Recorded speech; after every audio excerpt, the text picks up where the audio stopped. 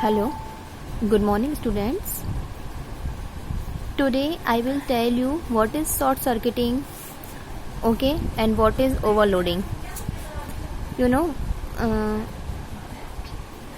when it happens due to fault in appliance or damage in the installation of two wires.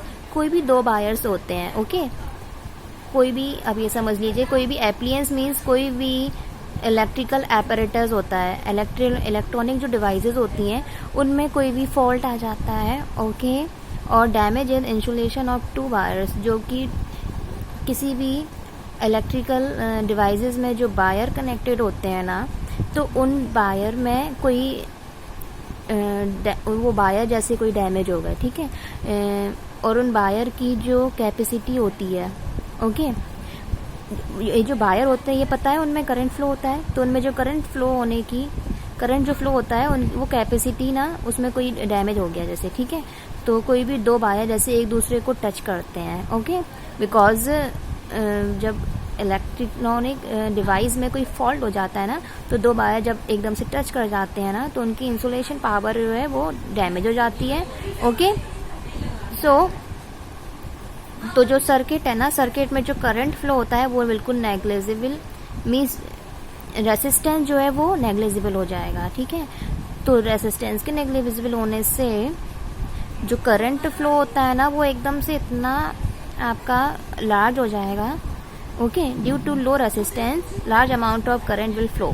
जब resistance low हो जाता है ना तो current will be very high, तो current आपका बहुत ज़्यादा हाई हो जाएगा, ओके तो करंट के हाई होने से ना, तो this process is called short circuiting.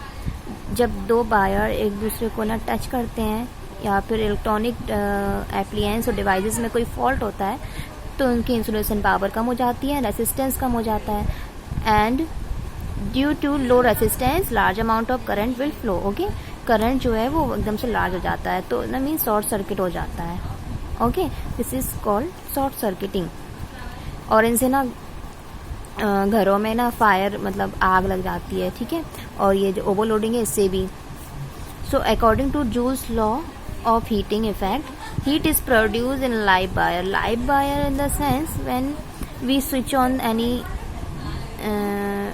When we on any electronic device, कोई भी इलेक्ट्रॉनिक डिवाइस को हम ऑन करते हैं तो हीट तभी प्रोड्यूस होती है वायर में, okay and produce spark damaging the device and wiring, तो वायर में और डिवाइसेस में ना स्पार्किंग हो जाती है और इस वजह से, ओके बिकॉज जो है वो इलेक्ट्रॉनिक डिवाइस डैमेज हो जाता है, दो वायर जब टच करते हैं, okay this is called short circuiting.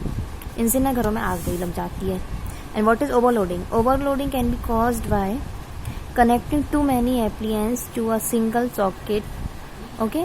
Means एक ही सॉकेट में हम बहुत सारे एप्लियंस को कनेक्ट कर देते हैं। मीन्स एक कोई 3 प्लग लगाया, उसमें हमने बहुत सारे एप्लियंस को ऑन कर दिया, ओके उससे बहुत सारे एप्लियंस कनेक्ट कर दिए, इस वजह से भी हो जाता है ओवरलोडिंग।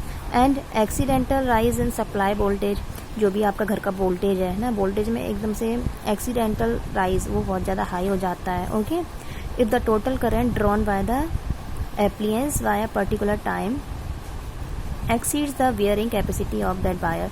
मीन्स जब किसी वायर की क्या होता है, कभी कभी किसी वायर की जो हीट कैपेसिटी है ना, हीट कैपेसिटी को वियर करने की जो कैपेसिटी है, ओके हीट वियर करने की जो कैपेसिटी है वो एकदम से ना एक्सीड बहुत ज़्यादा बढ़ जाती है, ओके एकदम से पर्टिकुलर टाइम में बढ़ जाती है ना, इस वजह से वोल्टेज हाई हो जाता है, एंड वोल्टेज जब हाई होगा so it will get heated up, तो वायर भी एकदम से हीट हो जाता है, गर्म हो जाता है, and this is called overloading. तो ओवरलोडिंग हो जाती है उस टाइम, ओके एंड ये जो शॉर्ट सर्किटिंग एंड ओवरलोडिंग से हम रेस्क्यू करने के लिए means, okay we use fuse. What is fuse? Fuse is like a safety device. It can prevent the circuit from overloading and short circuiting. किसी भी circuit को ओवरलोड और short circuiting से हम रेस्क्यू और सेव करने के लिए, सेफ रखने के लिए we use fuse. Okay? So fuse हम यूज़ करते हैं तो क्या होता है, जो जब भी कोई वायर में या सर्किट में जो इलेक्ट्रिक करंट एकदम से हाई हो जाता है ना, तो उस हाई इलेक्ट्रिक करंट को कंट्रोल में करते हैं एंड जैसे ही वो हाई होता है ना करंट, तो वहीं से ही वायर को वहीं से ये सर्किट को ब्रेक कर देते हैं। सर्किट एकदम ब्रेक हो जाएगा फ्यूज़ लगाने से। तो जैसे ही ब्रेक होगा तो जो आग लगने का जो वो होता है ना, आग लगने का जो डर होता है, मीन्स जो फायरिंग हो जाती है, उससे हम बच सकते हैं फ्यूज़ का यूज़ करने से। Okay, so this is the short circuiting, overloading and fuse. And in this chapter two topics are more important, that is electric generator and electric motor. Okay, electric generator and motor I will explain in next video, okay, which is most important for exam. Okay, and in this chapter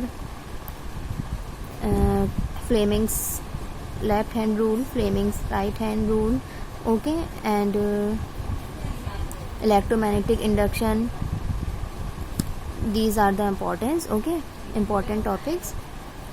And magnetic field produced by solenoid, okay, so ये सब आपको पढ़ना है, okay. And next जो most important topic है I will explain in next video, okay.